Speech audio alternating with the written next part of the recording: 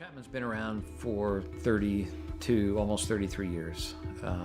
It's a great company. We've built it from 10 people not all that long ago to 32 people today. We continue to grow. We're hiring people all the time. If there's one thing that I could do, like before my time is up at Chapman, it is making sure that we've built a company that will stand the test of time. And my goal as the current owner of the company, or one of the owners of the company, is to ensure that we can pass the ownership of the organization on to the next generation of people coming up the ranks today.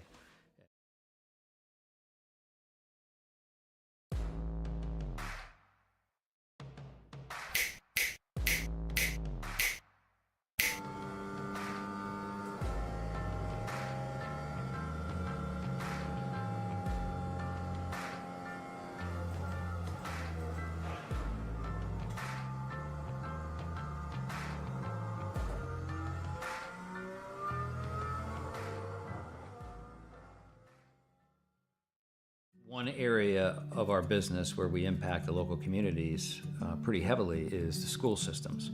So we work for school systems all over the northern part of the state of New Jersey. We operate their water systems, their wastewater systems. We do a lot of their permitting and compliance work, and we ensure that the water that the kids drink is clean. We go out and do the sampling to ensure that it's not contaminated. And we also treat the wastewater that's being generated at a lot of these facilities as well before it gets discharged to the environment. So we are supporting the local community through supporting the boards of education and the local school systems.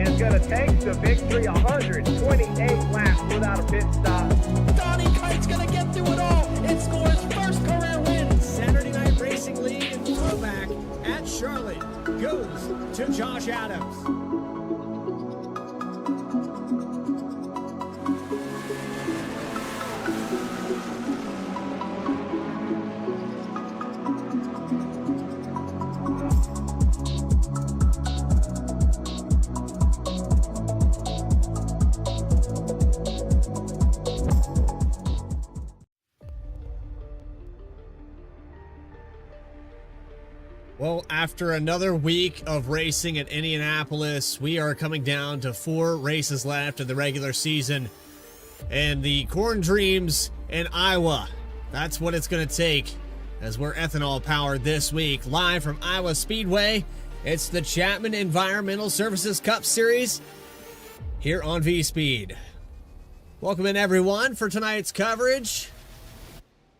We've got a lot to talk about here. And Alex, I know you missed 2 weeks there, but tonight's coverage here presented by Parker Johnston Photos for the Parker Johnston Photos 153 in Iowa should not disappoint.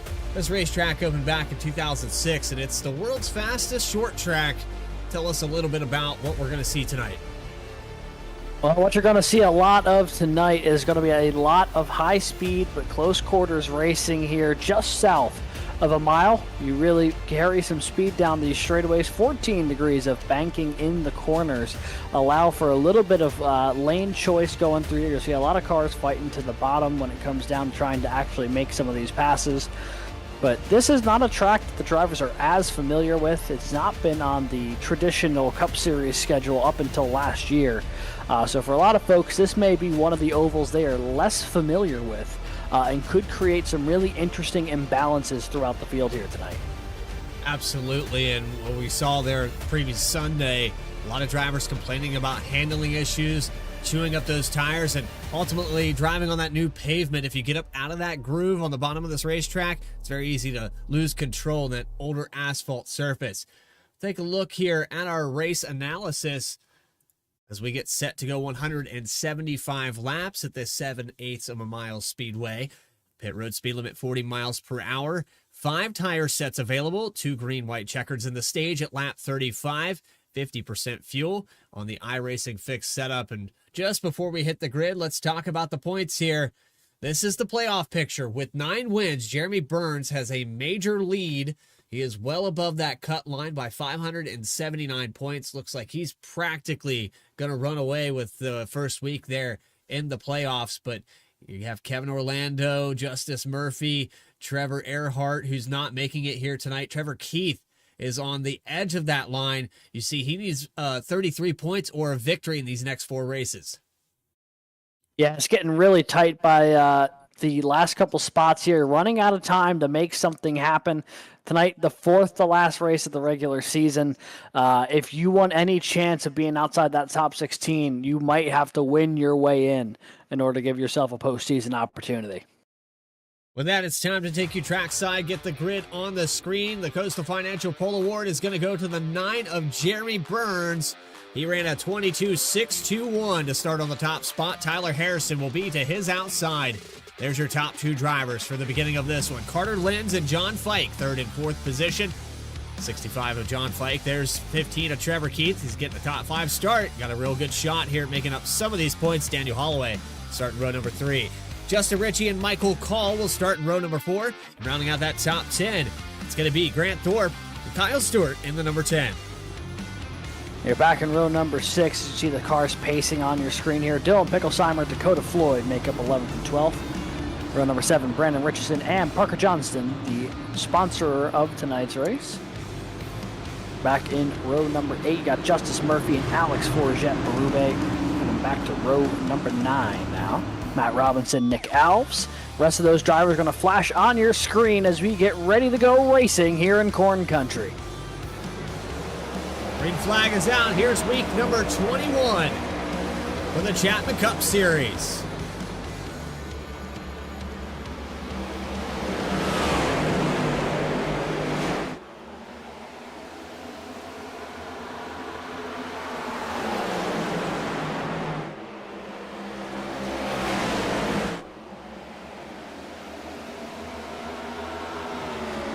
Leading lap number 1 by securing that clean air, gets in front of Carter Lenz, and it looks like Trevor Keith has come to play. He's already gained 2 positions right out the gate, but we have almost 3 wide back here for 10th. Yeah, cars still trying to get themselves sorted out here going through turns 3 and 4. Michael Call to the inside of Kyle Stewart. That's the battle right now for the 10th position. Stewart looks like he's going to hold on to it as he gets way up to that middle lane. And you can see where they go. Sideways. That's Jeremy Burns who lost it. The 9 car made a mistake. Kept it off the wall, but look at the amount of track position he lost, nearly outside the top 10 now, after he just overcooked it going through 1 and 2. Take you back on a V-Speed Instant Replays 3 wide right now, but watch this going into turns 1 and 2, and I don't know if he had contact, but watch Carter Lenz on the inside. Yes, he had some help. Oh, yeah, he did. Carter Lenz right to the corner, showing early that he is willing to move folks out of the way to get the race lead. Jeremy Burns, I'm sure he's just happy he held on to the race car. He's back now in the 8th position.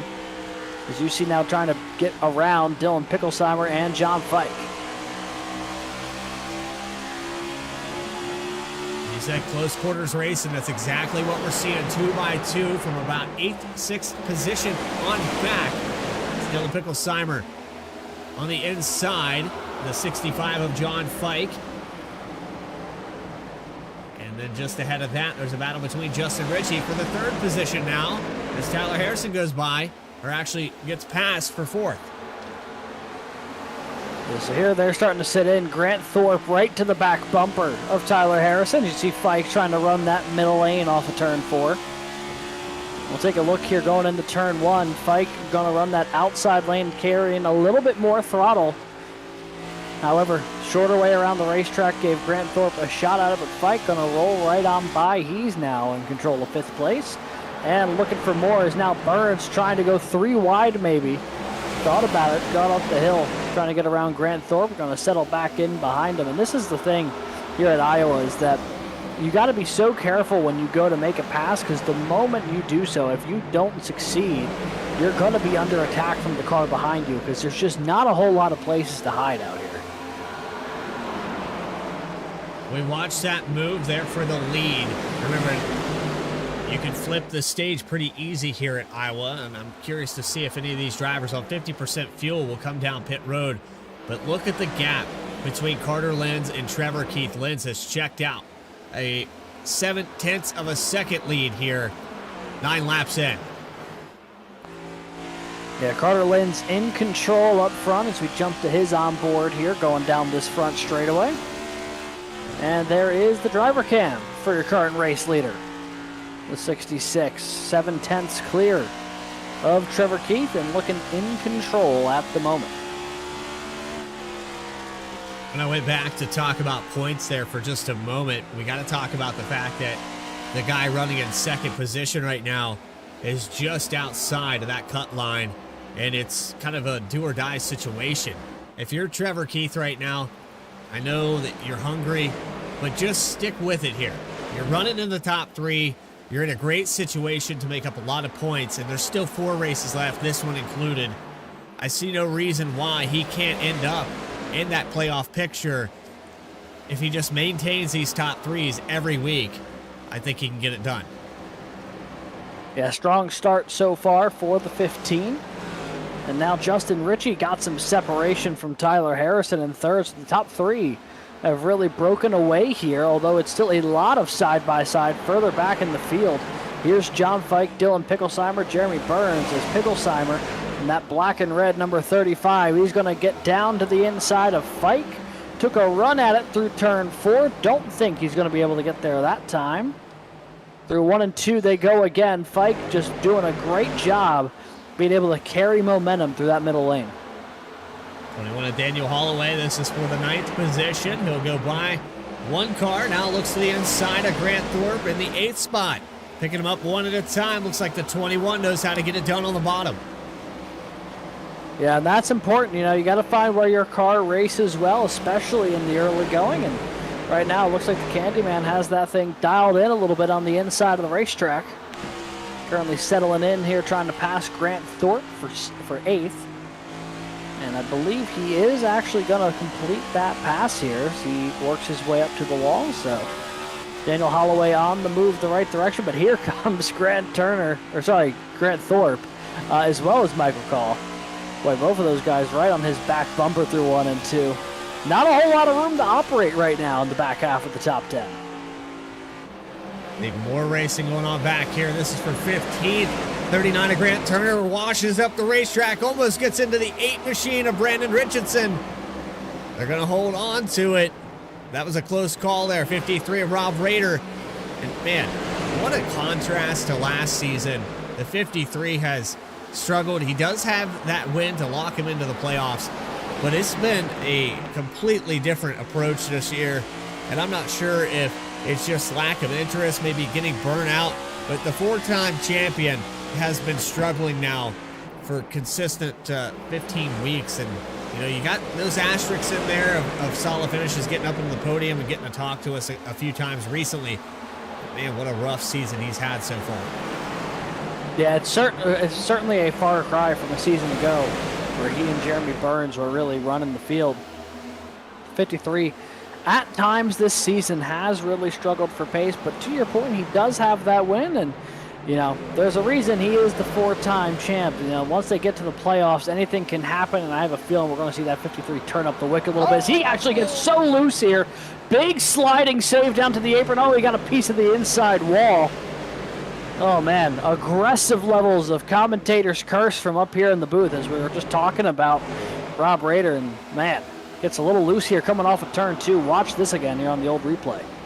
Against the 91 of Michael Reed that was on the outside of him. I don't know if there was any contact, but the 53 was definitely loose coming off this corner. And, yeah, I think he just got loose and then contact with the inside wall on lap 20.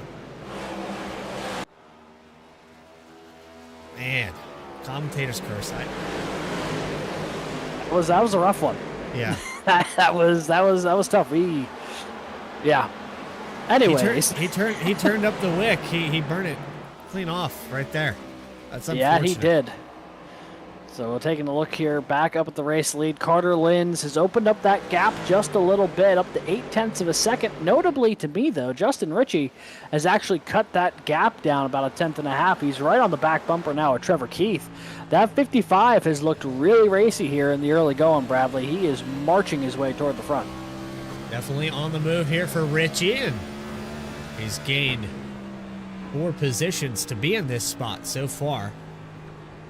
So starting back in 7th, Jeremy Burns, the hot topic coming into tonight with that pole award from Coastal Financial. He's claimed quite a few of those this season, but now he finds himself deep in this field and in traffic. They are side by side, the Candyman to the inside, the Mountain Man on the high line, and it is a traffic jam looking 3 wide into 1.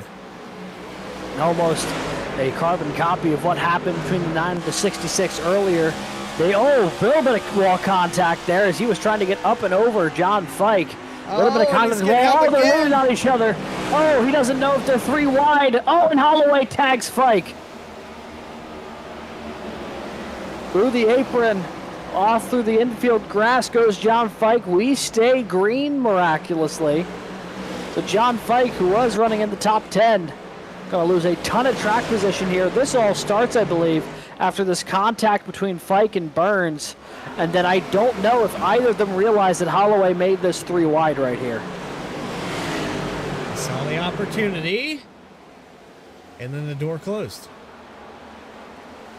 Right on board here with the 57 machine. It's on board with Dakota Floyd. There's going to be a tight window here in the turn 4 wall. You ready? Woo-hoo! Shot the gap. Grant Thorpe did as well. That's one of those moments you really clench up behind the wheel and just hope you make it through in one piece. You see those 2 guys battling there now. There's John Fike. He was running in the top 10, now down to 21st. Outside the top 20 now for the 65, and the complexion of the 65's race here has completely changed on a dime. Plenty of laps left to do it. We're only, what, 1/8 of the way through this thing. I don't even know the math, a 1/6, something like that. So there's plenty of time for him to get back up here. But I can tell you this, Carter Linz is loving this lead, this clean air. And on the contrast with Jeremy Burns, he's not loving how these guys are racing him right now. I think they're trying to use him up. I tell you what, I think they certainly have a little bit here. We've already seen him have a little bit of contact with the 66, with the 65, and that outside wall in turn 2. So it's been an aggressive one so far. And Jeremy Burns is trying to keep this car in one piece through the opening stage, which we are very rapidly approaching. Stage set tonight for lap 35. Only about 7 laps, make it 6 now from that stage caution.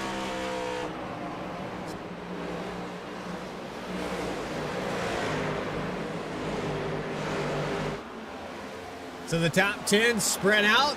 Justin Ritchie, the closest battle in this top 10. And out you have Tyler Harrison slowly approaching. Dirty air seems to be affecting the 55. He got to the rear bumper of Trevor Keith, but he hasn't been able to take a stab at it. He's going to go to the outside. Look at this move for the 55. Try to work it up to the high side. There goes Justin Ritchie. He's got a nose ahead into turn 3. Trevor Keith going to try to hold it down on the apron, and they're going to be lockstep through the corner and on to the front straightaway. Ritchie's got the edge at the line, but he's not clear yet. Nicely done, though, Ritchie, to get to that outside. So watch on board here with Trevor Keith. 55's going to clear him, and now that puts the 45 of Tyler Harrison into the picture. Yeah, that front little breakaway of 3 cars have all kind of found each other on the racetrack as Carter Linz continues to expand that lead. But Justin Ritchie's got clean air. He won't have enough laps, I think, to really do anything about it. But he's going to be in good track position for the stage caution here. Meanwhile, Trevor Keith, I think, is just going to try to hold on to the top 3 running order over the next couple laps here until they hit that yellow. So another close battle. It's deep in this field. You can see Travis Gilbert side by side with the 11 of Matt Robinson. There's even more side-by-side. I think that's the 91 of Michael Reed. 24 Nick Alves. These guys all right on top of one another with only 2 laps to go when they cross that stripe. Carter Lenz has broke away, and it's a shuffle back here outside the top 10. With Justice Murphy, Brandon Richardson are pretty much separated. It's Grant Thorpe. This is the fight for stage points for 9th. Yeah, you could probably add Dakota Floyd in that the mix, caution right? comes out. 22's around. And I think that will serve as our state yellow, as both Michael Reed and Travis Gilbert caught up here in turns 1 and 2. And we were seeing just a moment ago how hard they were racing one another, so I can't say it comes as a major surprise.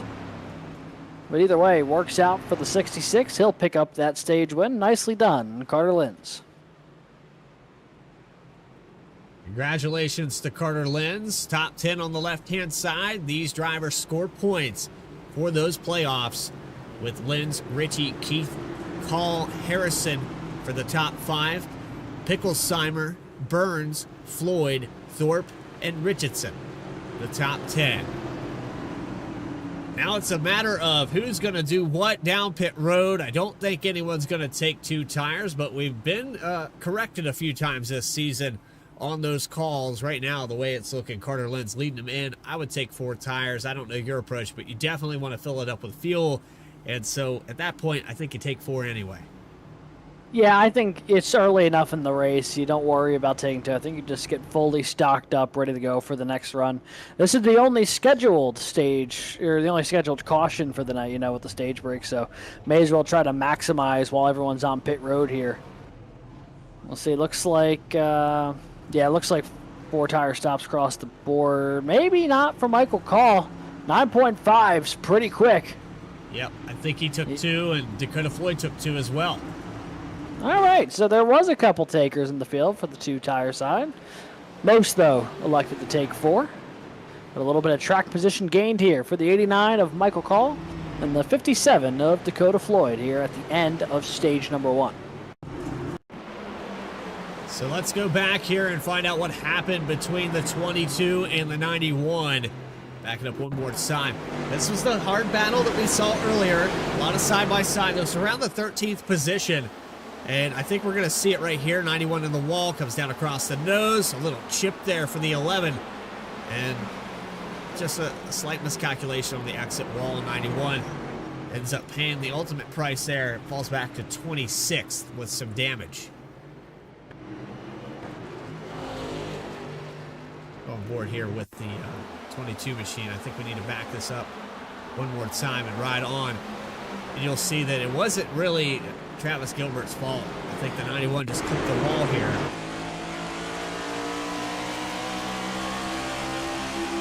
It's a little bit of the wall just as the 22 is trying to get as close as he can to side draft them, and didn't take much for the 2 of them to end up in that infield. You know, what we talk about, you know, racing, especially at a short track, it's a game of inches. Everything can be decided by just a little bit of distance or a little bit of a gap.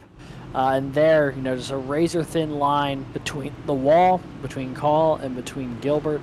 And that time, it just did not pan out for him. And sometimes that's all it takes, and we'll see probably some more of that as this race goes on. There's not a whole lot of track here at Iowa, so you really got to be intentional where every single second where you're putting this race car, because it is very easy to have what just happened occur. 2 lead changes here, and the second one of those coming with Michael Call on the 2 tire strategy alongside Dakota Floyd. Carter Lenz gets stage number 1. Stage number 2 coming up for week 21. 4 races left of the regular season, and a lot of drivers hungry for that win to guarantee their spot into the playoffs. Pace car is going to pull off, and here we go from the Corn State. Michael Call. Green flag is out, and we're back underway at Iowa.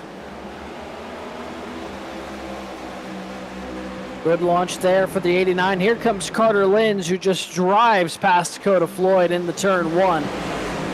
So the stage winner going to try to track down the current race leader. Michael Call got a good run there on the back straightaway. We're seeing the difference here between 4 tires and 2. I tell you what, even though the 89 was really quick in that opening stage, I think you can tell that the 66 on those 4 fresh tires definitely has the edge on corner entry as he just tags. Yeah, he just tagged the 89 in the 1 there. They have 2 very different entry points to the corner. Now some right rear damage on the 89, so that was good enough to probably tell Michael Cole, hey, I'm faster than you. Knock, knock. Yeah, that's I'm going to knock once, and after that, your left down. Yeah. So Carter Lynch re-inherits the lead here. Dakota Floyd, Michael Call sit in the top 3. Justin Ritchie and Dylan Picklesheimer back on the path to the front as well, rounding out your top 5. And meanwhile, the pole sitter currently stuck in that 9th position. You see Travis Gilbert, even though he was caught up in that caution, good pit stop for the 22 team. Got him some track position as well. He's in the top 10, I believe, for the first time tonight. 22 started way back in the 21st position, up to 8th now. 13 spots gained, but struggling here to get around the 45 of Tyler Harrison for the 7th spot, and he opens up the door for Jeremy Burns. Now they're going to go 2 by 2. I think Harrison has the advantage on Trevor Keith if he can get a good exit. Trevor Keith just able to close the door there on the 45, the 15. Doing a lot of work trying to hold him back right now. You see, here comes the 45 again with that run on that higher lane, trying to clear Travis Gilbert. Gets right into the back bumper of the 15, man. They just fly in there. It's a swarm of bees off that camera. On board with the Rally Daddy Twisted T camera, presented by Recharge Rally. And the 45 of Tyler Harrison, I believe maybe one of his highest positions since the start of this race. He fell really quickly through the top 5. He kind of faded out of the top 5 and now is back to 6th, but he has company. That 22 of Travis Gilbert looks like he might have a chance to get up here and take the lead away. Jeremy Burns following that line. They're all wrapping around this outside. The 22 gets loose off of 4. That was a close call. They're going to look 3 wide now into 1. Trevor Keith clears it out from Grant Thorpe. We'll go back to 2 by 2 racing. Jeremy Burns up high trying to follow Travis Gilbert through. Here comes Kevin Orlando Jr. as well to the high side. And that 27 machine trying to clear Grant Thorpe. They are still slicing and dicing here in the back half of the top 10, trying to get this thing settled out. And they are no closer to getting this settled out now than they were 3 laps ago. You see now this battle. Orlando looks like he's going to clear Trevor Keith. That's for the 9th position. And now here comes Kyle Stewart and Grant Thorpe to the back bumper of the 15.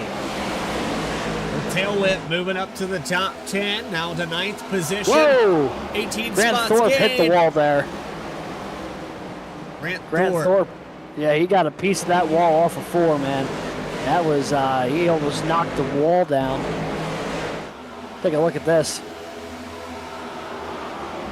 There's safer barriers until you hit them. Yep. They're safe for the person inside the car. That never means that they're actually safe for the car. Take one more look at it here on board. You know, he's battling Kyle Stewart, and yeah, just gets a massive shot of it. See the engine spike there as well.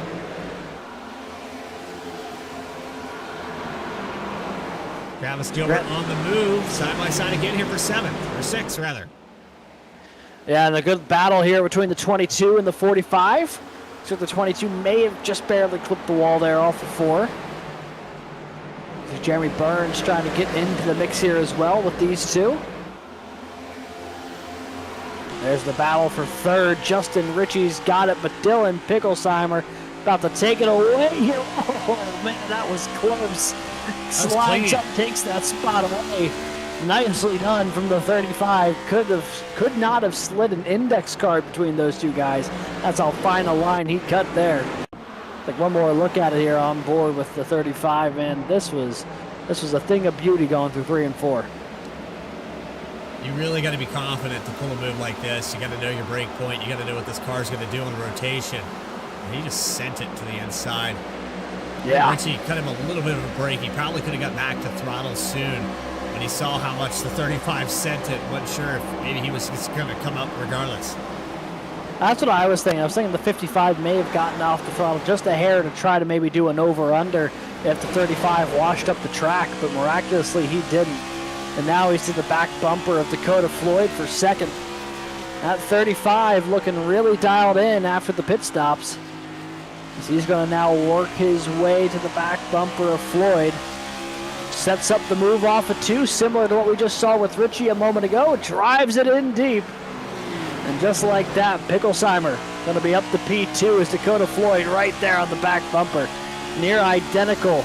We'll do an old copy-paste with what he just did to Richie with what that pass was against Floyd. Still impressed, though, with the 57 taking 2 tires. He's held his own. He stayed in the top 3.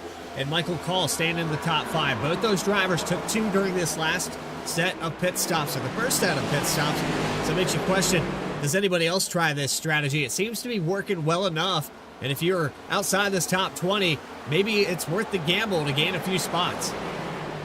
Yeah, I do wonder that as well. They're not falling off, but obviously you can see those cars on 4 tires are able to make the pass when they get a good run up to them, but it has not been that prevalent so far. So I do think a lot of drivers may be taking note of this as a very viable strategy later on in this race. Here's John Fike, currently stuck in the 23rd position after he got caught up in that almost spin earlier that dropped him from outside the top 10. He's been trying to recover and get his way back up to the front, Bradley, but so far it has been a tough bit of sledding. The sun's come back out. It's going to heat up this asphalt surface to 89 degrees Fahrenheit, 73 on the ambient temperature. The cloud cover comes out. We dropped a couple degrees from what we had in practice, but this track's starting to get used up, so you're not going to notice that as much as it rubbers up. And you notice how everybody is riding this bottom seam on that fresh asphalt. It's almost impossible to drive any higher than that, but we have seen a few guys kind of ride that seam on the entry. Take a jump up here. That's Kyle Stewart in that green number 10 on the high side. He's trying to take this spot away from Trevor Keith. And the battle for 10th looks like Stewart is ahead. Not fully clear yet, though, as TK sends it back to the apron. They're both behind. Tyler Harrison here trying to make that pass work. Looks like they'll be door-to-door across the stripe again. 10th place not settled yet.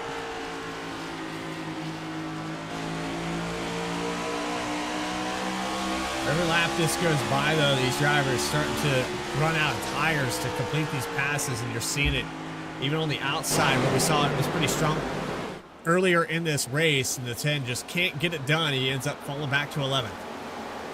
Here goes the inside. Let's try that.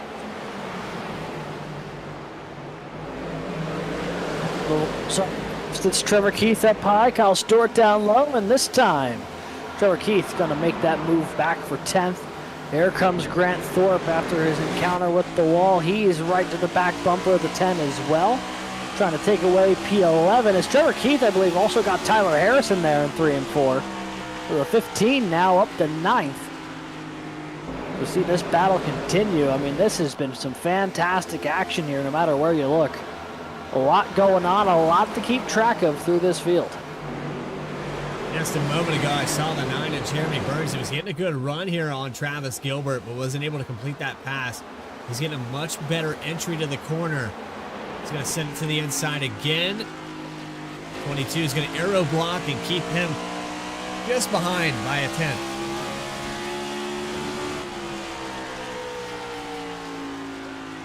Here they run nose to tail through 3 and 4. Running in the 6th and 7th position, just up here. That's the battle for 3rd. Dakota Floyd trying to hold off Michael Call. Both of these guys took 2 tires during the stop, and they're running in the top 5 still. Call actually got around Justin Ritchie. And now Call looking to go back to the inside here on Floyd. He might be able to take another spot away. Oh, it's getting real close there off the corner. They're going to be door-to-door through the front straightaway. Call down to the apron. Floyd in that middle lane. They are not going to be able to get this one sorted anytime soon.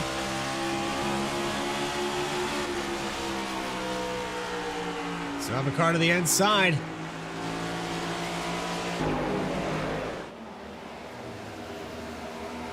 Colin's definitely given him plenty of room here, but the more this happens, these guys are at a disadvantage with the tires, and I'm really surprised that they're racing each other this hard, this early.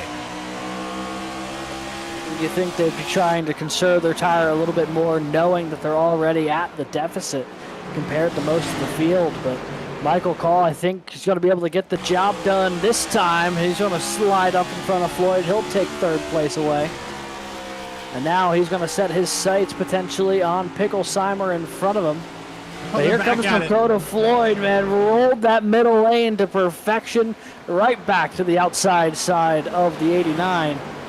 Man, these guys not giving it up. This battle for third, they are duking it out right now as we make our way on to lap 67. Well, I mean, side by side, they're catching up to Dylan Picklesheimer and Carter Lenz, so why not? Dakota Floyd just ran a 24.145. That was a 10th faster last time by. Taking a look there at the board, seeing who's running the fastest laps on the racetrack this time around.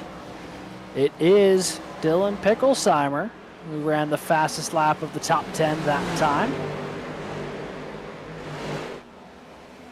We do the, this is the fastest lap of anyone this race. Yeah, if you can get it under 23 seconds, you are absolutely flying. We've seen Justin Ritchie do it. We've seen Carter Lenz do it. Now Dakota Floyd back to third. Finally, no. Something tells me, though, they're not done yet. Yeah, I have a feeling Call's going to go right back to the inside if he can get there. Down the back straightaway. Here goes the 89, going to drive it in deep. And he is right there back to the corner. Not able to hold it. Oh, and Floyd got into the wall. That's going to open the door for Call to get right back in there.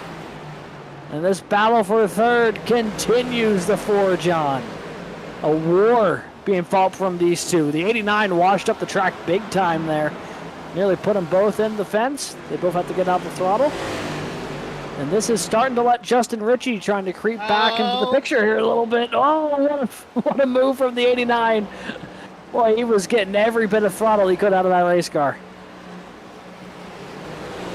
All right, we're going to have to take a look back at something else here. Watching the 22 of Travis Gilbert, he picked up another position. He got around Tyler Harrison. Harrison got around I think the 8 of Richardson. We were watching some passes go on there, back and forth for third, but meanwhile, the edge of this top 10 has changed hands a lot, and Trevor Keith's starting to check out from it with Kevin Orlando.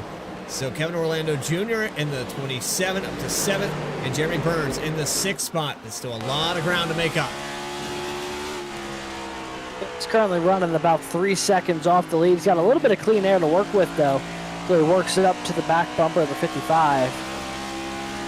Pole sitter just trying to get rebounded. He led the opening couple laps, had that contact with the 66, and he just has not quite had the speed to just drive himself back up there like I would have maybe suspected from him being the pole sitter.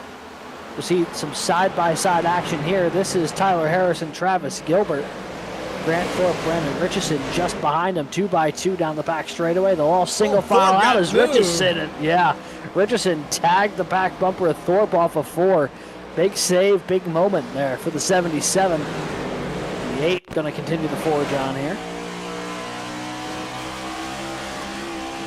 Actually, I don't even know. I think it may have just been the 77. Got a little too over anxious on the throttle on corner exit. I think the back end just stepped out a little bit because that replay, it didn't look like the 8 made contact with him. This is side by side with the 19 of Alex Forchette, the 10 of Kyle Stewart on the outside. Stewart going to take that position, or hold on to it rather. He is defending right now through 3 and 4. They've caught up to Brandon Richardson in the 8. This is for 12. Contact. What a save for the 8, or the 10 rather. Yeah, Kyle Stewart. Big moment for him. Just after we saw what happened with the 8 and the 77, this time it's the 10 who's just behind him. The 19 of Forget. Take a look at this again. Kyle Stewart. Just to the outside here of Forget. The 19 alongside.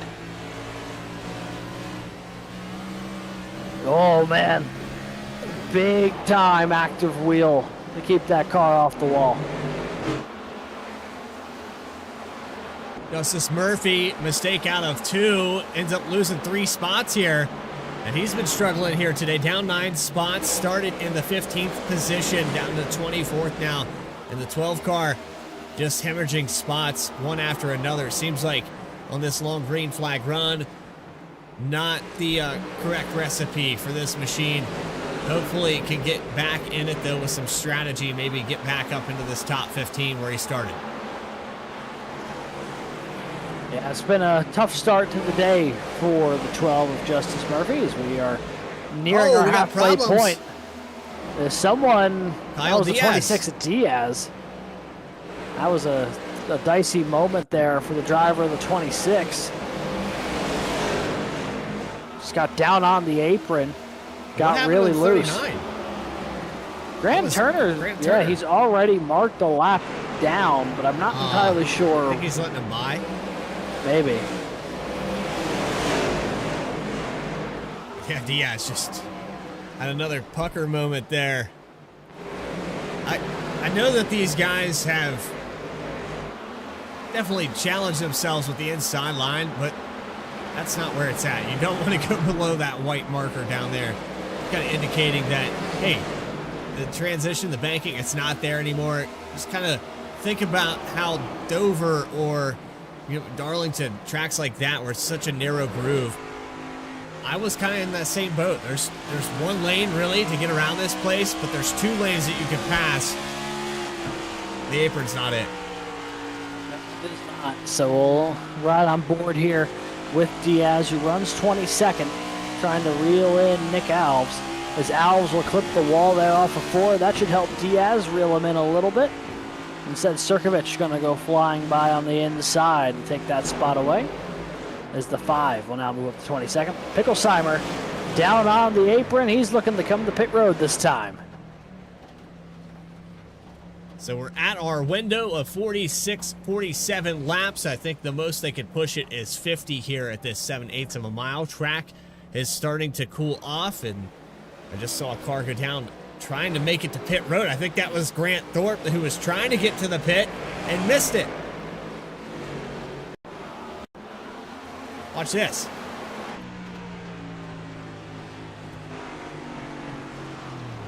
And one of the harder pit roads to get onto. Yeah, just missed it. Rather convenient though. There's this nice paved stretch of asphalt just outside the pit wall where he could launch it through and try to get back set up here. You see now, this is Justice Murphy who just pit on those fresh tires. He'll get a lap back as he goes past Carter Lenz, Travis Gilbert, Michael Reed. Looks like Kyle Diaz all on pit road here. Now here comes Forget as well. 14 of Michael Bennett. A lot going on here. Pit road's a busy place.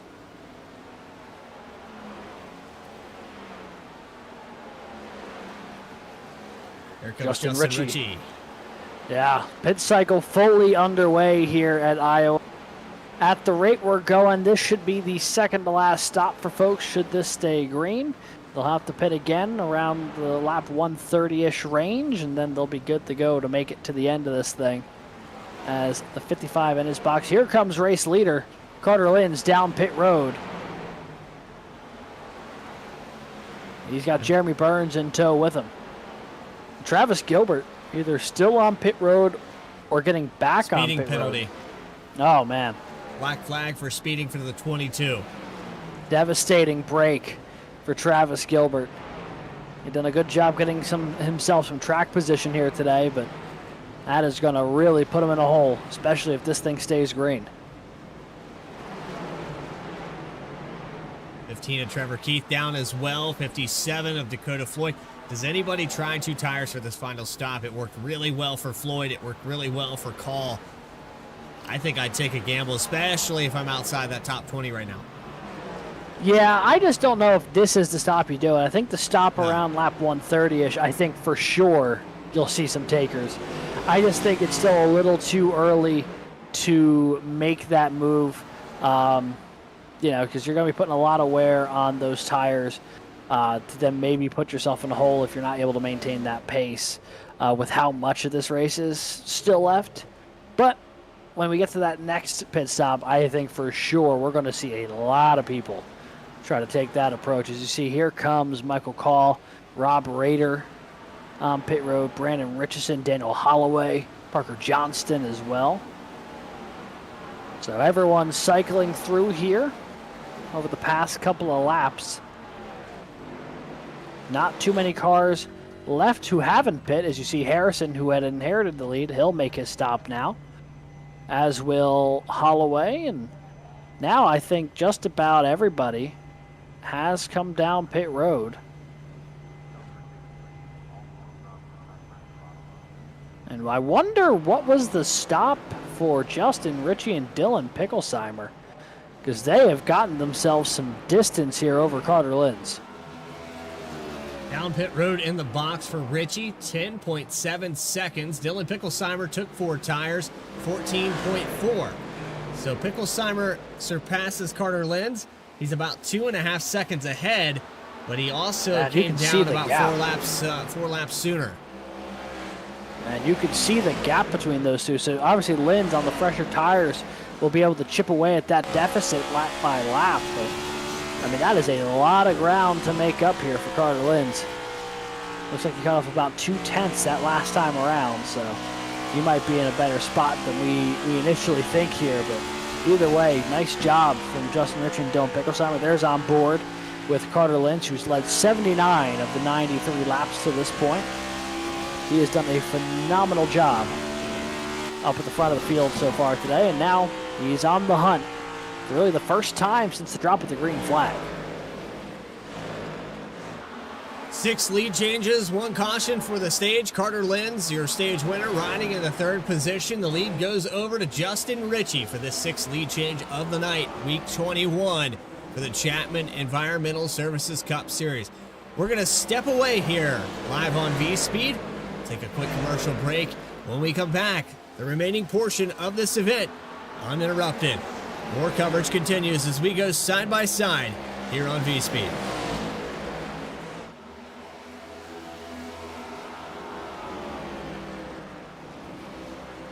Chapman's been around for 32, almost 33 years.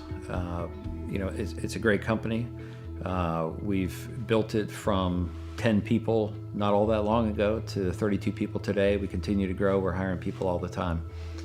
If there's one thing that I could do, like before my time is up at Chapman, it is making sure that we built a company that will stand the test of time. And my goal as the current owner of the company, or one of the owners of the company, is to ensure that we can pass the ownership of the organization on to the next generation of people coming up the ranks today.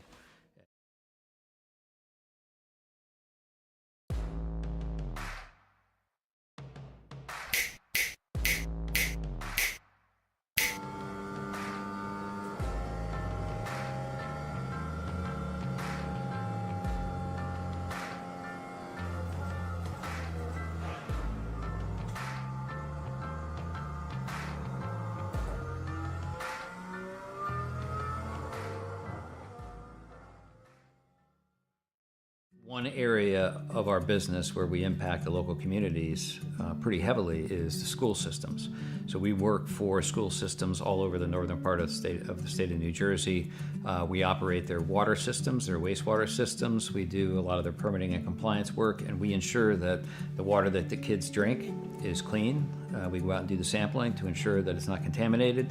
And we also treat the wastewater that's being generated at a lot of these facilities as well before it gets discharged to the environment. So we are supporting the local community through supporting the boards of education and the local school systems.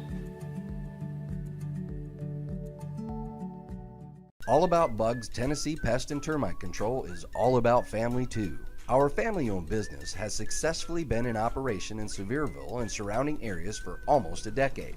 Especially during these times, a pest-free home is necessary for a sustainable, disease-free home or business. Our services include residential, rental, commercial, hotel, motel, cabins, you name it.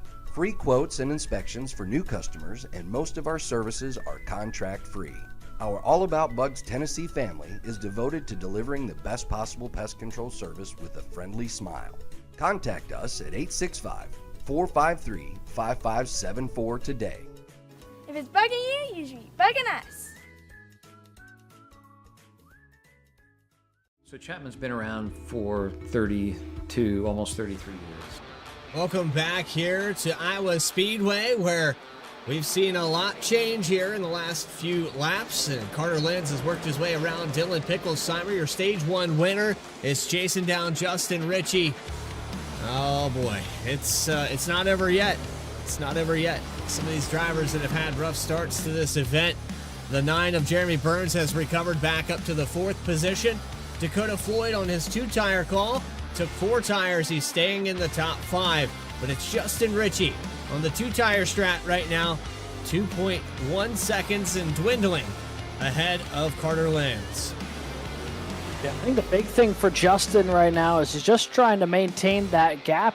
I don't think he'll be able to stay ahead of Carter Lenz here before the final cycle of pit stops.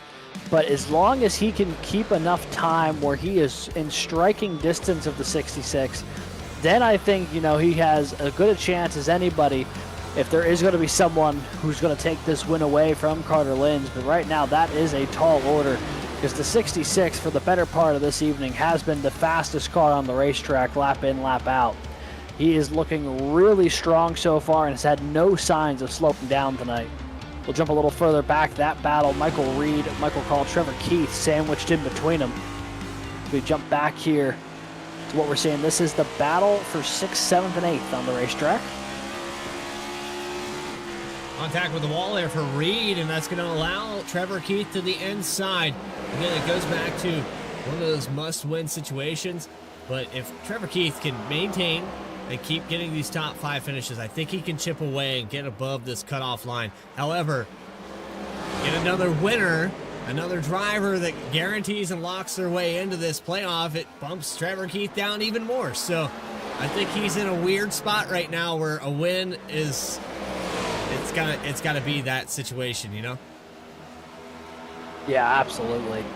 Right now, just trying to make something happen, running in that 6th position ahead of Michael Reed and Michael Call, who are battling now door-to-door for 7th.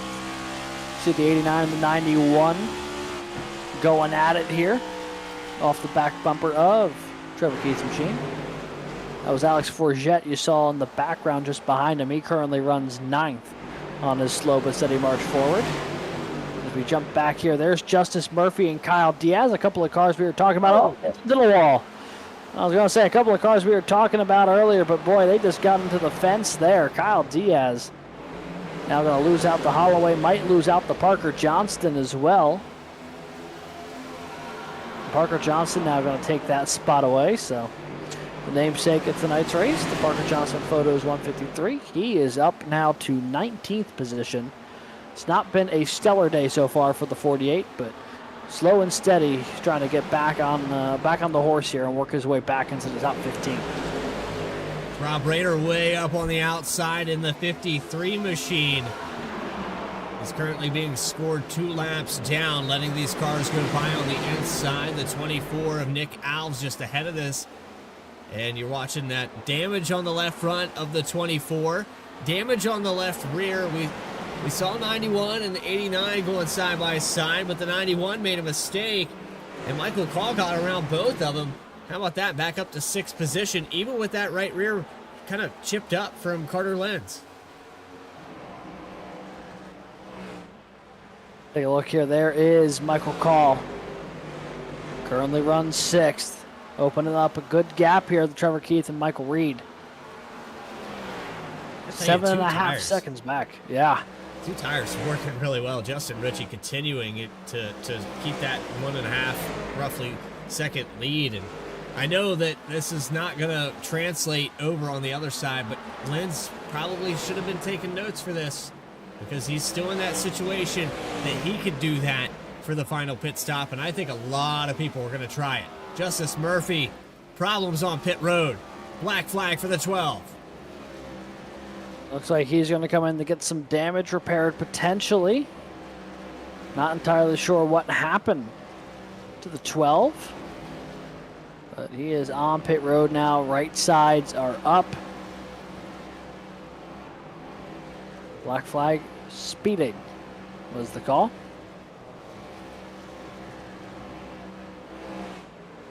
But one thing that you were mentioning just before that, Bradley, that I do wonder about is I almost wonder if Justin Ritchie has showed his hand too early here. Because this is just showing to Carter Linz that 2 tires could be a very viable strategy. I don't think Justin Ritchie could do that again, though, because then we're talking about over 100 laps on those left side tires. So I think he's going to have to take 4. And we're going to get into it out. Yeah, and I think if Linz is going to be in a spot where either he takes 4 and then they're on the same situation. But I honestly think, I think this is showing that the 2 tires might be the call, and if Linz goes that way, I don't know if Ritchie's going to be able to match that or not. We jump on board here. This is Jeremy Burns currently running third. I think we're counting a guy out here. This guy has been sleeping all day. It's a dormant volcano in the Metroplex Ford Mustang. It's been the theme of the season for him a little bit. He's had a couple of races where he's gone out and won, but for a guy who's won as often as he has this year, a lot of his wins have kind of been sneaking back up to the front at the last second.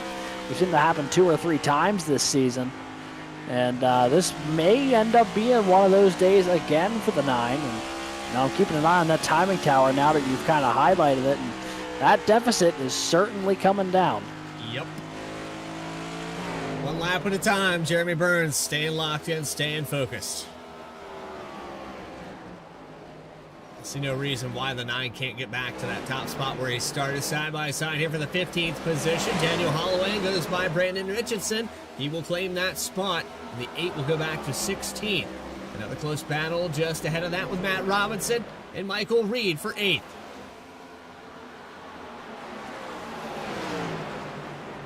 Robinson down to the apron. That is Reed up high. Robinson going to take that spot away. He started in 17th today. He's up to 8th. It's not been a particularly flashy day for the 11, but so far so good. And picking up some much-needed points on the track here. So he runs in that 8th spot with just over 55 laps to go from Iowa. We have about 10 laps here, Alex, until we hit pit road. Let's see, 34 on the stint. Last time these drivers came down around 50. I think they pit maybe a little bit sooner than that, because now we're sitting at 55 to go. I think that some of these guys will come down. Man, this is going to be a close one. I don't know. Linz has the lead down to 9/10, just in front of him with Justin Ritchie. And Ritchie's definitely going to have to take 4 tires. I agree with you that he's not going to be able to do this twice. The left sides are going to be toast. There's no way. You could try, but I'd be floored if it worked. To be, yeah. I think he loses more than he gains. He'll gain time, but at what cost? By the end of the run, 45, 50 laps, he's probably going to fall back to the 8th, 9th position. He'll just be so off the pace. It is working right now, though. I've been baffled before, so. Yeah. I mean, hey, if for anyone who watched the Cup race on Sunday, they were convinced that the 24 wasn't going to have enough fuel the last 30 laps, and then he just did. Yeah. So crazy things can happen here at Iowa, especially when it comes to the strategy game, which is falling into place as we speak. This is Bennett and Holloway. This battle just outside the top 10, the battle for 14th on the racetrack, and Brandon Richardson throwing his hat into the ring. He's just off the back bumper of this 14 machine. These 3 guys duking it out right in the middle of the field as we near that final round of green flag pit stops. This is about the point where someone, if they wanted the pit, could probably make it to the end of the race. However, those tires would be in a really bad spot, so you'll probably see cars send it a few more laps here if they can help it. This is Trevor Keith, who is just starting to slide the wrong way a little now. He's down to 8th, and Michael Reed on his back bumper looking to take that spot away now. will claim that position. Up to 8th now. Trevor Keith also on the move, but down 3 from where he started. Matt Robinson up 10 positions. Biggest gainer of the race right now. I'm hunting through, and I want to say it's the 27 of Kevin Orlando Jr. that has gained the most. Yeah, I mean, 27th to 11th, that's a pretty strong drive for the driver of the 27. Looking to try to break into the top 10 once again if he can find his way around Alex Forget. He's about 2.5 car lengths off his back bumper. Just trying to find a way to make that work. We see now a couple of cars starting to peel off down pit road. This battle continues here between Reed, Forget, and Orlando. And talking about Kevin Orlando Jr. a little bit, I mean, this is, every week we see him, it feels like a situation where he starts not with a great qualifying position, but just as the race goes on, he gets so settled in, he starts getting into a good rhythm. And when they start ticking away green flag laps like this, he really starts to find his way back to the front. You see Trevor Keith, Tyler Harrison on pit road right now. The final round of green flag pit stops are underway. Here comes Justin Ritchie down pit road, and Jeremy Burns going to come with him. Burns made a ton of time up there on the entrance to pit road, so he will be hot on the rear bumper as the 9 take the gamble. If I was going to guess somebody was going to do it, Jeremy Burns is the guy that's going to take 2 tires right here. We'll see. What's the call for the 55? What's the call for the 9? As they make their way into the box. Timer's on. Right side's up for the 55. Left sides go up. Yep, he's taking 4. Looks like Jeremy Burns is going to do 2 tires and fuel. 11-second stop for the 9. And now here comes Carter Linz. The other car in that top 3 scenario is down pit road. So he slides it in. He's got to take 2 as well. With the way Burns just hit that stop, he has to take 2. There he goes. Yeah. 10.3 for Carter Linz. Good stop for the 66. He had about a 1.5-second buffer before the pit cycle began. Will that still be the case on pit exit? Here comes Picklesheimer and Call. They were both running in the top 10 as well. See, I think we're about to see a lot of 2-tire calls here. Yep, 89 Call calls 2 down. tires. 35 Picklesheimer. Yeah, that seems to be the move. Everyone saw how good it was working for Justin Ritchie. And everyone not named Justin Ritchie, he looks like they're going to be taking 2 tires here. Yep. Just too early on the call there. It got him the track position, but it may have come back to bite him here. As you see, there's the gap. Jeremy Burns ahead of Carter Linz by about 5 car lengths here. Linz on 1 lap fresher tires, but a marginal difference between the 2. A great stop from the 9 team has put him in front of the 66 and will be in provisional spot to lead this race once everyone comes down pit road. I don't imagine we'll see this pit cycle last for too much longer, just because these cars can only probably go about another 5 to 10 laps on fuel tops. There's the last pit lap. It's Schaefer who's the last on the racetrack. But still has yet to pit in the 8th position, and watching this deficit continue to jump around. It's 0.9 of a second and continuing to grow. Last time by Burns, about 1/10 of a second faster. Dylan Picklesheimer with a speeding penalty. Oh man, devastating. 35 had been so quick today. Now going to be trapped multiple laps down. Not how he wanted his day to wrap up here. I think Alex Forget's in the boat of praying for a caution. But we're now 51 laps on the stint. It's not going to come. He's going to have the tire advantage. He will probably work his way back to the top 10. But the longer he stays out, here he comes. Just about to say the longer he stays out, he's going to lose ground. Yeah, he also couldn't go too much further than that. The 19 and the 89, or sorry, the 91, both down pit road. So a few more takers into the pits. Brandon Richardson Gonna inherit the race lead, get his first lap led of the day. And with that, I believe only now 4 cars. You got the pit, Fike, Alves, Schaefer, along with our race leader at the moment. The 8 gonna stay out for another time by. I think this is the moment where for Brandon Richardson, the pace hasn't quite been there today. He's been flirting around the edge of the top 10. This is a moment I think you just let this thing run dry in hopes of a caution maybe falling your way. See, there is Alves and Fike currently running second and third. 2 of the other 3 cars yet to make their stops. And just kind of keeping an eye on that timing tower. The gap between Burns and Linz about a second. And Justin Ritchie about 3.5 seconds behind them. It's literally just the difference of putting on those left side tires that has put Ritchie where he's at relative to the 9 and the 66. This is good for a few drivers that are on that cut mark, or maybe, they don't want another winner. So if the 9's leading this final lap and takes the win, that's the 10th win, I think, of the season, if I'm correct. And I'm sure Shannon will correct me if I'm wrong. Debbie Smith and Shannon Drosselmeyer will definitely correct me if I'm wrong. They keep the stat book on this 9 Metroplex machine. But it helps these guys kind of keep that momentum. And I think the main thing right now is just finish this race out. It is clean and green with the exception of our stage break. You could not afford a mistake on pit road. Travis Gilbert made another mistake, got a speeding penalty. He's now 5 laps down. We had Dylan Picklesheimer 2 laps down. Justice Murphy with a speeding penalty.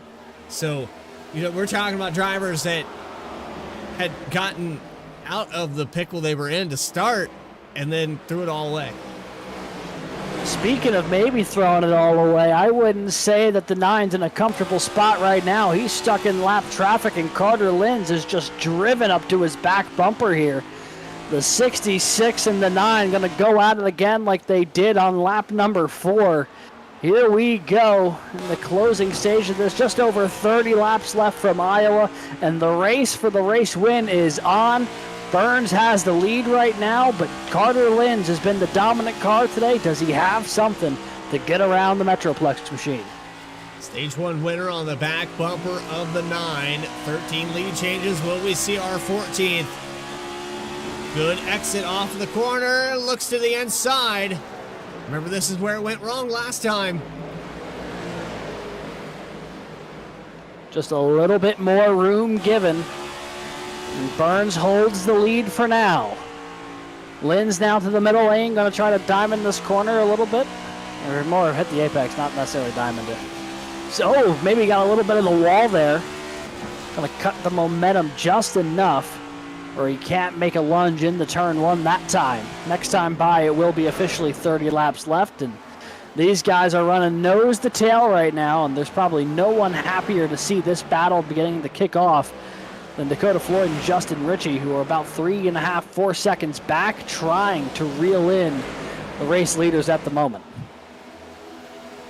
A lot of lap traffic around this place, but ignoring that, the 9 lost a lot of ground. And now starts to stretch that lead back out to 0.3 of a second. I think for Carter Linz right now, it's a matter of change your entry point to get that clean air. He took a stab at it there. Just wasn't enough. And the 66 has been very fast tonight. I'd be shocked if that's his only attempt to try to go and make a pass for the win here before this one's said and done. But he is starting to drift back at the 9 a little bit. He's under pressure right now from Grant Thorpe and Brandon Richardson. 2 cars who pit later in the cycle who are trying to get their lap back. Those are the cars 15th and 16th right now. And I think they are going to go by Linz. They're going to try to reel in Burns here going into turn 3. See just how tight those 2 are running. Because right now they're trying to run to get back on the lead lap. If not, that is the free pass car in the 77. That's a battle for position as well for both those drivers. It is. That's the battle for 15th happening right in front of the battle for the lead. So the free pass position now no longer eligible for Richardson and Thorpe. They're back on the lead lap as the 8 of Richardson tags the wall. And this all happening simultaneously with the battle between Burns and Lenz. 1/10 of a second there coming off the corner. Yeah, it's not a lot between those two right now. Lenz has gotten to the back bumper of the 9 once again. Now, this is the question of, we know with these next-gen cars, it is incredibly difficult to pass once these tires get worn out a little bit. The dirty air that these cars kick up make it incredibly tough to find that difference to go and make the run. We know the 66 is fast, but does he have the speed to overcome the air washes? A big slide down there from the 9. A little bit of an aero block cuts the 66's momentum into turn 1, and he'll sit about a car length behind the 9 and the 3. We saw the dirty air come into effect right there for Burns when the 77 of Thorpe and the 8 of Richardson got around him. He started getting that dirty air, and that helped kind of, I think, for Lenz reel him in. But now that dirty air's got out ahead of him by about half a second, I would say, Burns has been able to turn it back up, and they're actually catching up to the 14 of Michael Bennett. Bennett and the 14 had hit a lot earlier than these drivers that are currently out here. That passed him just a second ago. Is about a 10-lap difference between Richardson and then another 10 laps on top of that. 23 laps on the stint now.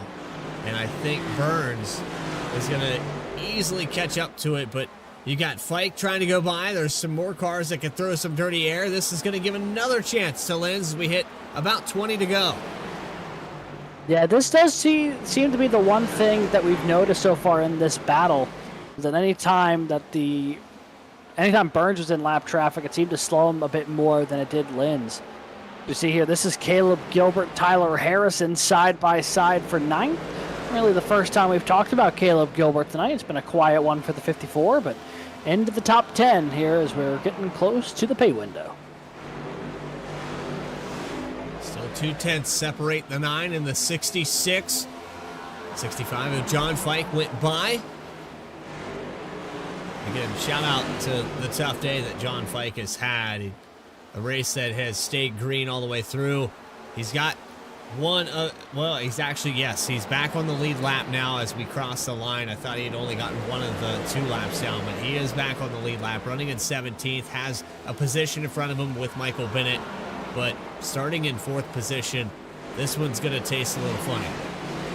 Yeah, for sure, especially just nothing really fell his way. Had that little bit of early contact, had the one pit stop when everyone came down pit road, and just 65 has just not quite had the pace here since that incident to work his way back to the front. As you see, he'll slide past Bennett here probably.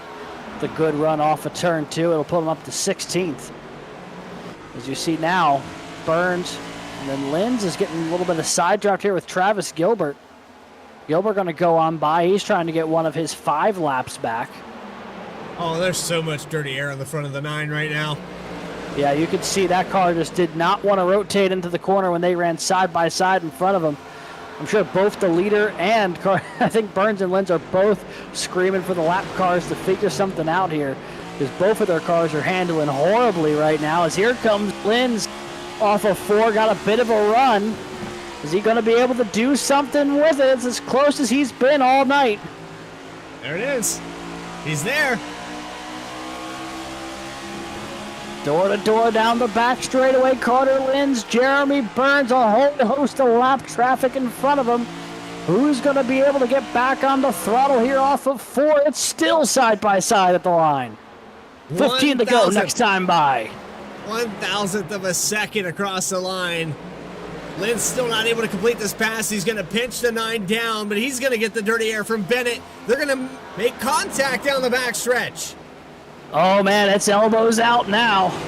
Burns retains the lead for now. Oh, boy, Carter Lenz nearly steamrolled him off of 4. Wow, the 9 lost a ton of momentum there as the 66 clips the wall on the front straightaway. And he's still not completed the pass. They're going to touch doors again. It is all contact. They are throwing haymakers down the back straightaway. Still no one's clear. Oh, Carter Linz with a vengeance, bullying his way to the top spot. Him and Jeremy Burns just threw some bombs at one another those past couple of laps. It's a miracle they didn't wreck each other.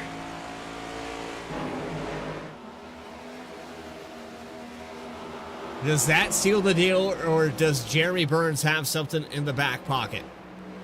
I don't know. If they start to get single filed out, they'll hit some lap traffic again, and then that could restart the whole cycle. That's how Linz was able to capitalize the first time. And they've also got Dylan Picklesheimer on fresher tires behind him. That could open up another window, man. I don't know. I wouldn't say it's done yet. Linz has the advantage, but there's a reason that these races aren't done until the final lap. Just a little bit over 10 laps to go, quarter second separating Linz and Burns.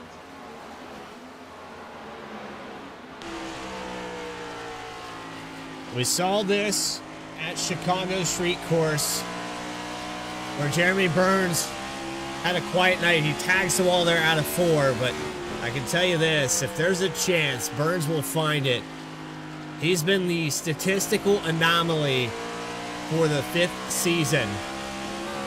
The Chapman Cup Series and Racing Revolution. I don't know what to say just yet, other than I have no idea what I'm talking about with who's going to win this race. I thought it was going to be the 9 locking it up, but I think Carter Linz may be getting a pretty big gift here. I think he should send these lap cars a Christmas basket for the end of this season. Yeah, right now he's just trying to work by Michael Bennett, trying to put the 14 a lap down. And that has held him up a little bit. But the 9 just has not had the same drive off ever since he fell back the second here.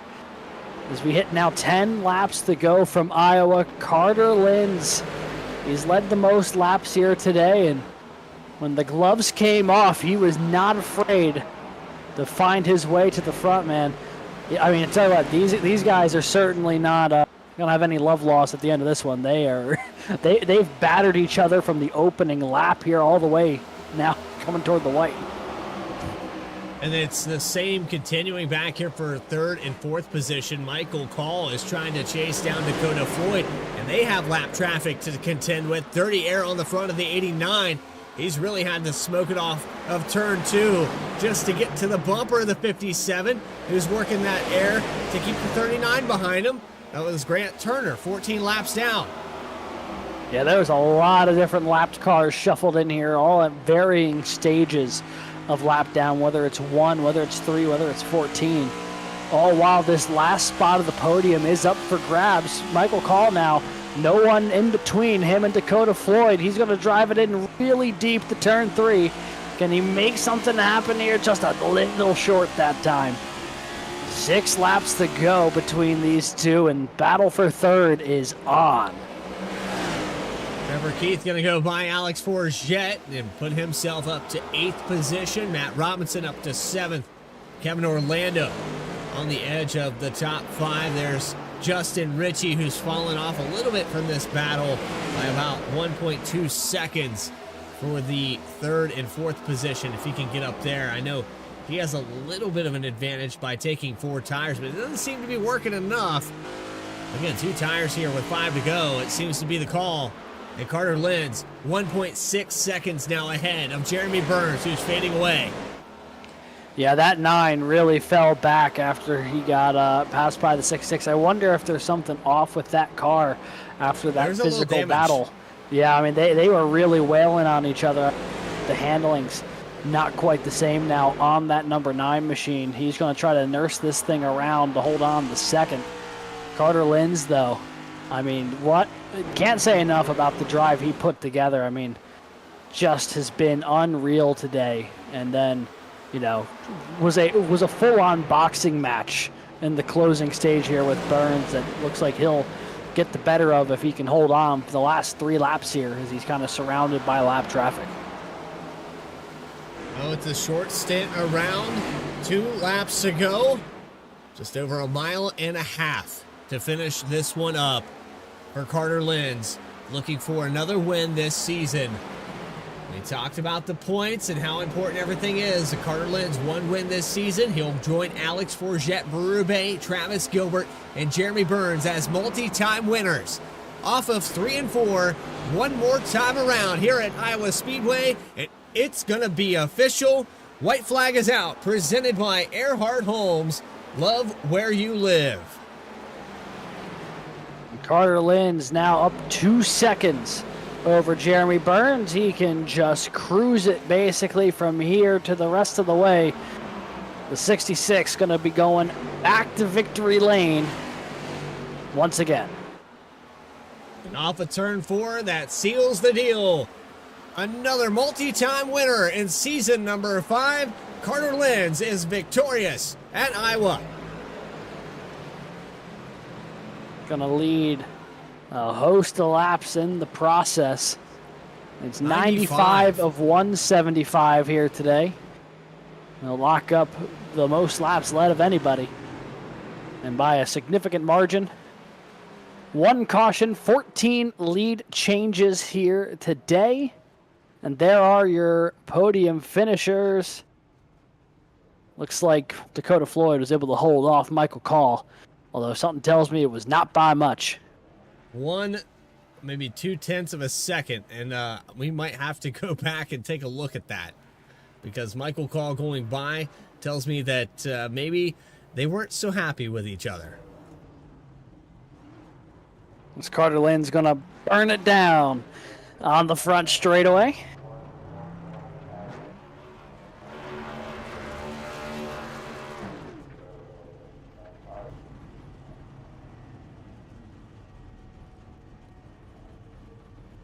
Let's take a quick look here at the battle between the 57. Let's see if we can find it. And the 89. This was close. This looks like an inside peek here.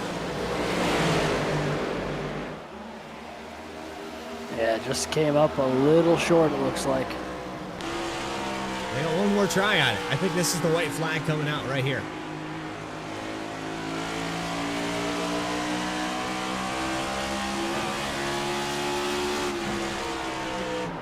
Yeah, the 89 really lunges it in there that time. Hooked the apron a little bit, and Floyd got kind of caught up in lap traffic there with Alves, but still just enough. I mean, I think that's just the frustration of knowing that you can catch the guy, but just didn't quite have the time to actually make the move to get around him. Well, now that we have the opportunity, we are going to pull up the winner of this event, and Alex Gagnon is down in victory lane. Carter Lynn's has his second win of the season. Congratulations. Thank you. Hey there, Carter. Hey, congrats on the win. I mean, I have so many questions I want to ask, but I think first and foremost, I want to talk to you about that duel at the end of the race with Jeremy Burns. You guys find yourselves in position to try to win this thing after the final cycle of pit stops, and you guys have an absolute war with each other with about 20 to 15 laps to go or so. Talk to us a little bit about that battle and what it took to get around the 9 and get in victory lane here tonight. Oh, no.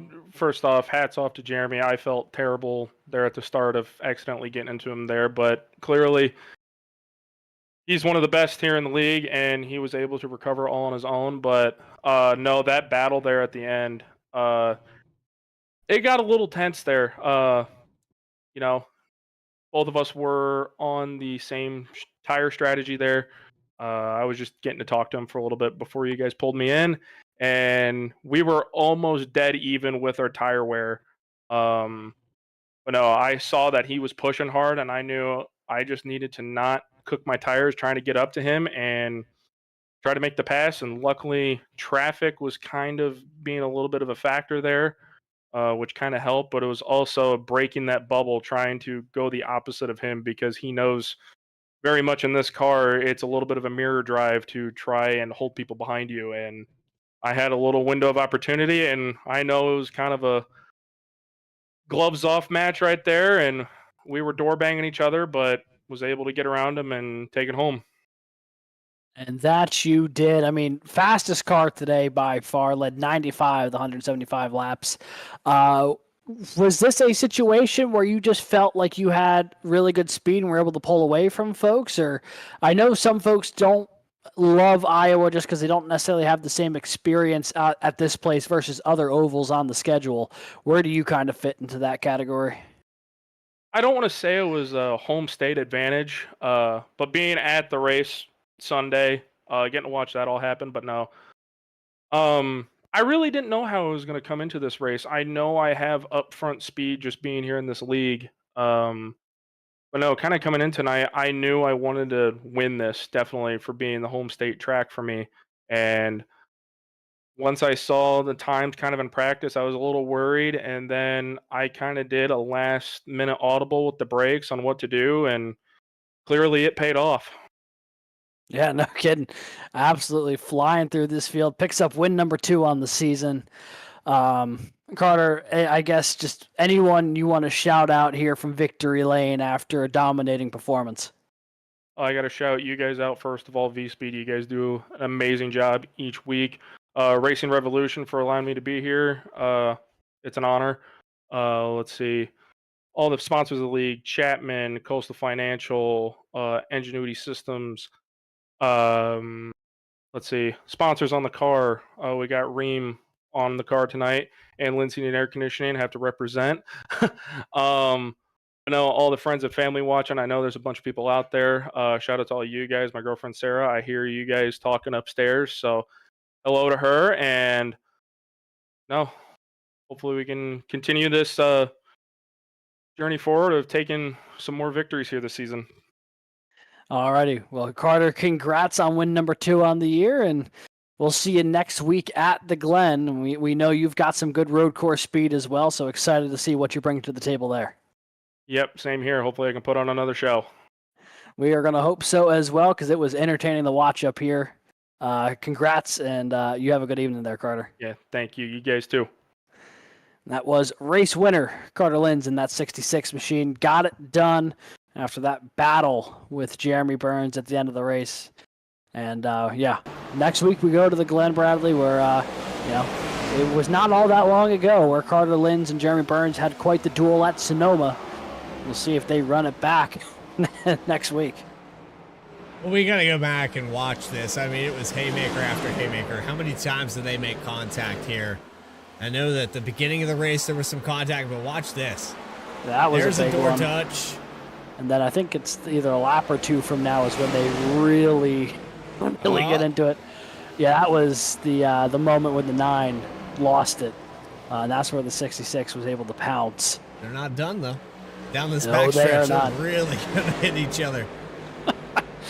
Yeah, they're leaning on each other there, and There then it is. bang! That's the big one.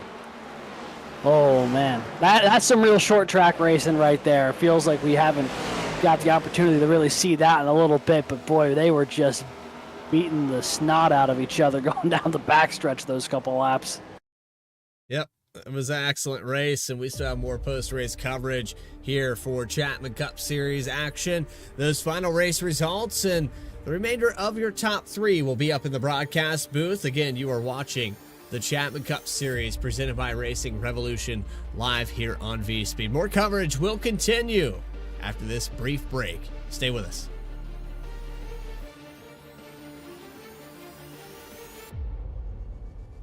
So Chapman's been around for 32, almost 33 years. It's a great company. We've built it from 10 people not all that long ago to 32 people today. We continue to grow. We're hiring people all the time. If there's one thing that I could do, like before my time is up at Chapman, it is making sure that we've built a company that will stand the test of time. And my goal as the current owner of the company, or one of the owners of the company, is to ensure that we can pass the ownership of the organization on to the next generation of people coming up the ranks today.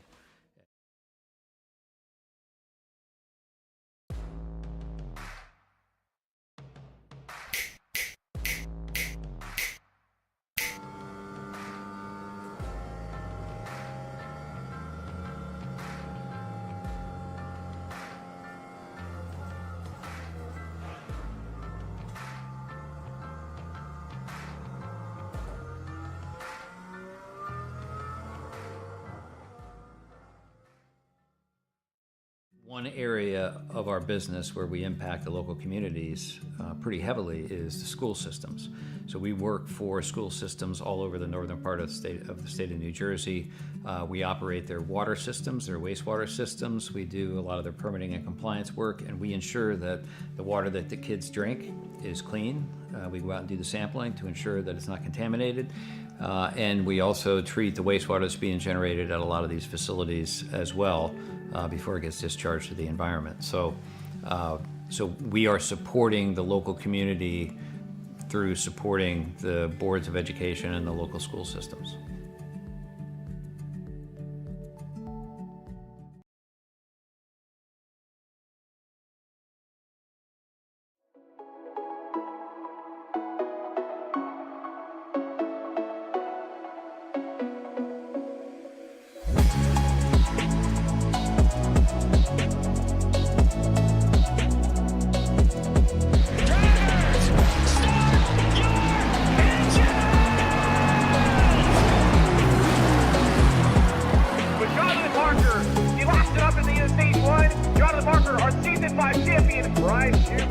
Is going to take the victory 128 laps without a pit stop. Donnie Kite's going to get through it all and score his first career win. Saturday Night Racing League in the throwback at Charlotte goes to Josh Adams.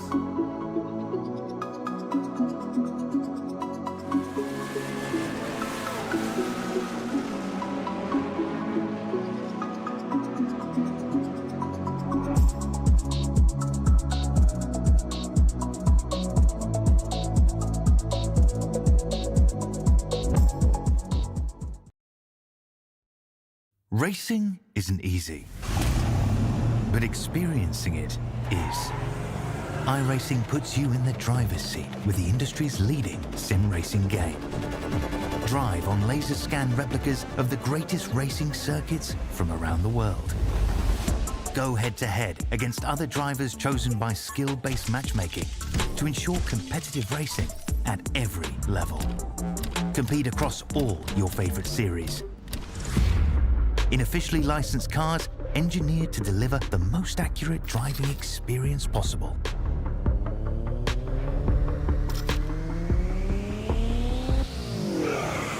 Join a race or host your own with players from across the globe. Race against the computer or in a league with friends. Feel the thrill behind the wheel. Visit iRacing.com.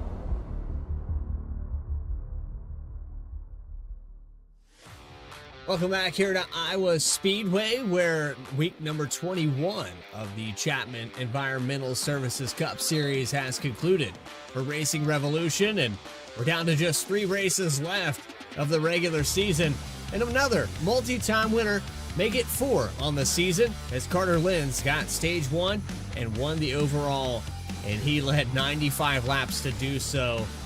Let's try to put that header back up there. There we go. Chapman Cup Series is finished up here at Iowa. And Alex Gagnon, Bradley Cooper up in the V-Speed booth with you. It's been an eventful one here. I mean, recap those haymakers at the end. Yeah, I mean, it was what a duel. What a time it was. We got to talk about it both as it happened and also right before we went to commercial there. I mean, just a really fun short track battle in those closing laps. Absolutely, and one caution, 14 lead changes. Carter Lenz starting in 3rd. He led the vast majority of laps. Jeremy Burns and Dakota Floyd for the top 3. We'll get a word with those drivers in just a moment. It was less than a half a second. It was like 0.2 of a second, I think, here for Dakota Floyd and Michael Call. Call dove it in there into 1 and 2. Dove it again in 3 and 4. He'll come up in 4th position. Justin Ritchie on the flip side of that strategy. He led some laps here tonight. He'll get 5th position. Great finish for the 55. Kevin Orlando Jr. from 27th position to the top 10. He'll finish in 6th spot, the biggest gainer of this race with 21 spots gained. And just behind him, you have Matt Robinson, who gained 10 positions in the number 11. Alex Forget, he'll finish in 8th. Tyler Harrison, solid day, but down 7 spots. And Trevor Keith, who absolutely needs to win a race here in the end of this season. I think Watkins Glen rounding out your top 10 drivers, I think that's going to be the track he could get it done. Yeah, absolutely. Back in 11th position here, we see Caleb Gilbert up from 20th, just in front of Michael Reed, who's up from 22nd today. Brandon Richardson will finish 13th. Parker Johnston, 14th. Grant Thorpe and John Fike round out cars that finished on the lead lap here today. Everyone from here on out a lap or more down. Michael Bennett in 17th. Nick Alves will finish 18th, just ahead of Kyle Stewart, and Kyle Diaz rounds out your top 20. Jacob Sirkovich will go to 21st. Dylan Picklesheimer with a speeding penalty. He'll finish in 22nd. Christopher Schaefer had an up and down day, but he'll finish in 23rd, one spot better. Rob Rader, the slump continues for the fourth time. He'll finish in 24th. Travis Gilbert also a speeding penalty. Justice Murphy was speeding. Man, a lot of drivers got caught breaking that speed limit down pit road. Daniel Holloway, another one of those cars that had an issue with speeding. And Grant Turner, a little off the pace here tonight. Just a tough break for the 39 machine. With that, it's time to bring up the rest of your top three. And the first driver we're going to pull up, I'm down on pit road with Jeremy Burns in the number 9. And Jeremy, I know that you talked to race winner Carter Lenz. You already have 9 on the season. Why do you need to make it double digits? Why not just, let somebody else come first for a change, right? I mean, yeah, it was a ton of fun, first and foremost. But yeah, I mean, obviously we're beating and banging there, which it's all fun and games. We were talking about it. Both of us took 2 tires there, and towards the end, my tires were just so cooked. I was pushing so much harder to stay in front of him than he was actually gaining on me, but just super happy for him. I know he's put in a lot of work. It's his home track. So, but for me, overall, got some stage points, finished second today, end up winning the bracket. So overall, pretty excited for the night. I felt like we ran very fast all night and had some good strategy calls to get the track position back that we lost there early on. But yeah, overall, just a really fun race and just another good points day to keep adding to the momentum. You mentioned the bracket, and I apologize here to Racing Revolution. I failed to mention that, but it came down to you and Trevor Erhardt. Erhardt not making it here tonight. Erhardt Holmes, shout out to them for the white flag. But you sponsored Metroplex. You sponsored Enginuity Power Systems. You got a championship on Monday nights.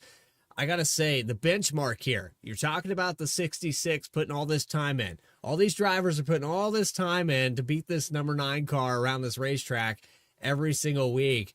How does that feel that you're putting up these practices, you're racing with these guys, you've gotten familiar in the relationships that you've built from that? I mean, it's great. I think that the end goal, competition aside, is for us to get better and to enjoy, the closest thing that we can get to actually being out on the track. Overall, iRacing does a phenomenal job. Like with the tire model, the new rescan tonight, it was bumpy as can be, and we all were complaining why Iowa didn't just repave everything. But just like in real life, they were complaining about that. So just putting those practices up to get everybody better. It's better for the league. It's better competition. And I personally love seeing that. I love seeing people get better. And it's pretty awesome to see where the league has come, especially for the guys, battling Tyler Harrison last week. I met him in another league, brought him to Racing Rev. Carter Lenz tonight, once again, a guy that was in another league, brought him over, and he's seeing success here now after, getting some stripes in his rookie year and coming back now. I think this is his second win. So just super proud of all those guys, super proud to see how they're coming along and, step into that role. It's really rewarding to see those guys getting the finishes that they deserve. And finally, my last question here for you. We have 3 races left in the regular season with Watkins Glen, Richmond, and Daytona. Which one of those racetracks stands out the most to you to possibly add the 10th win on the season before we reset the points? I mean, we have the streak going for Watkins Glen, so just want to keep that rolling along. Got to put in a lot of practice this week. The road course streak continues. We're hoping to make it 2 full years of sweeping the road courses, but like you said, that everybody's practicing. I'll put my practices up where, the guys are invited. But I'm excited to see what they have for me next week, and I'm excited to see what I can bring to the track next week. But overall, they've been giving me runs for my money on the road courses, so really excited that does nothing but motivate me to put in more time and to make myself better as well. So overall, I think that's the best chance that we have. But like we've had Dover, Chicago Street, and wherever we were at last week. But all that, Indy. Yeah, Indy.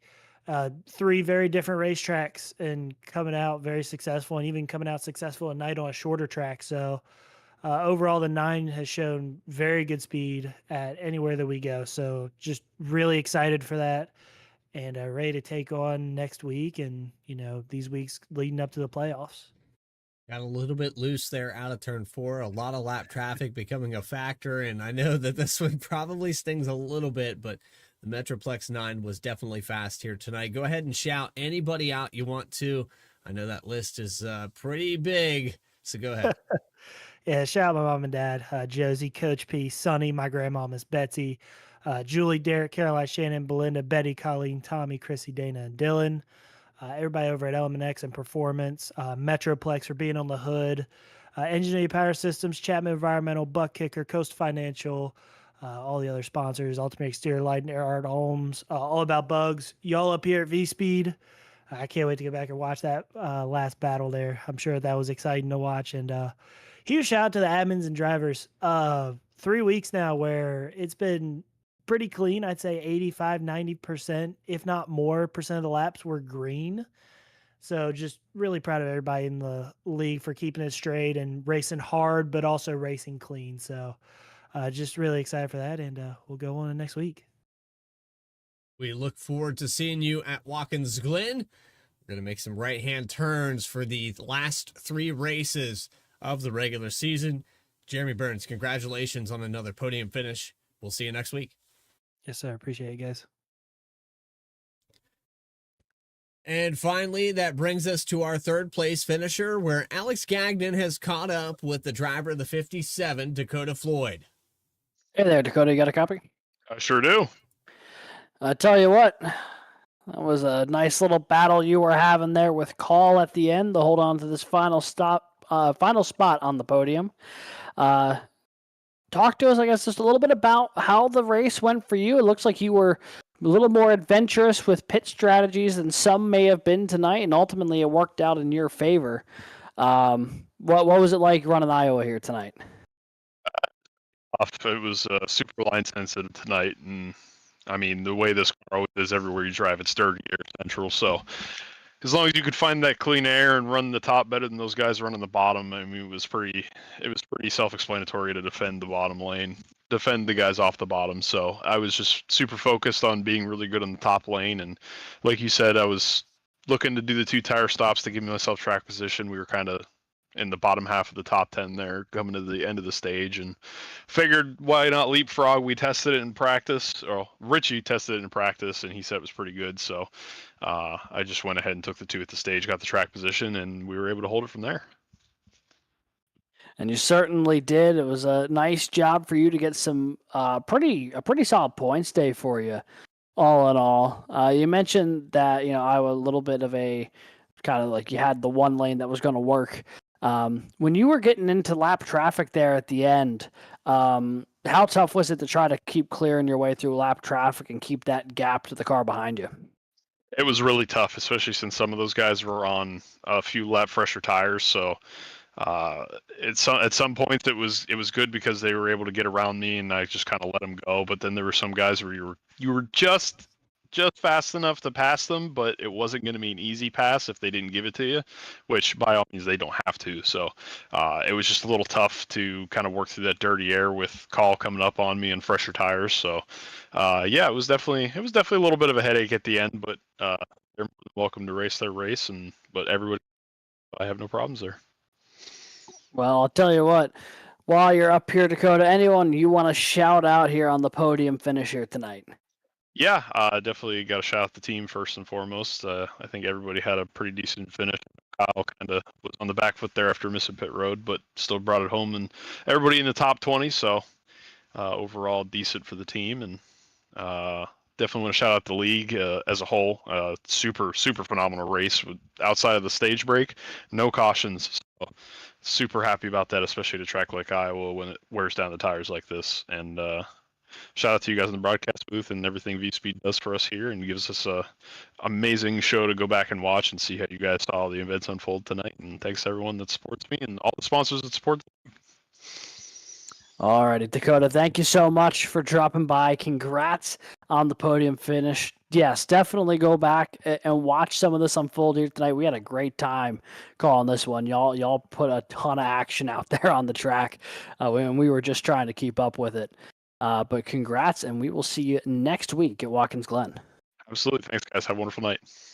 You as well. And that is third place finisher, Dakota Floyd, bringing that number 57 home on the podium. We have more racing action to continue, but we're going to say so long to Iowa Speedway, and it's going to be one of those technical racetracks to finish out this end portion. We still have 3 races left, though, and I know somebody's looking for a double-digit win count. So we go on to Watkins Glen, a track up in New York. Alex, it's one of those racetracks that, you know, some guys circle and some just don't even grid. Yeah, it's certainly one of those situations where we're going to see a lot of different qualifying strategies, and then we may see a lot of different fuel strategies. You can really kind of mix up the cycles here at a place like Watkins Glen, and, you know, not to put too much pressure on the league, but boy, the road course racing this season in Racing Rev has been something really special. And I just hope they continue it because we have been spoiled the past couple road courses. And I would love nothing more than something of that level of entertaining because they've been a blast this year. Yeah, we go back to Chicago Street Course where Trevor Keith dominated the race, and you know, Jeremy Burns adding, I think it was maybe his 9th win there on the season or 8th win. And just a phenomenal finish, and he led the very last lap. The entire event hadn't led at all. Week 22 at the Glen, August 13th at 8:30 p.m. Eastern Time. If you hit that subscribe button, you'll never miss a single race here for the Chapman Cup Series. For everybody at V-Speed, Adam Baker, my co-commentator Alex Gagnon was up in the booth with me. This is Bradley Cooper saying so long from Iowa. We'll catch you next week. Until then, stay tracking, everybody.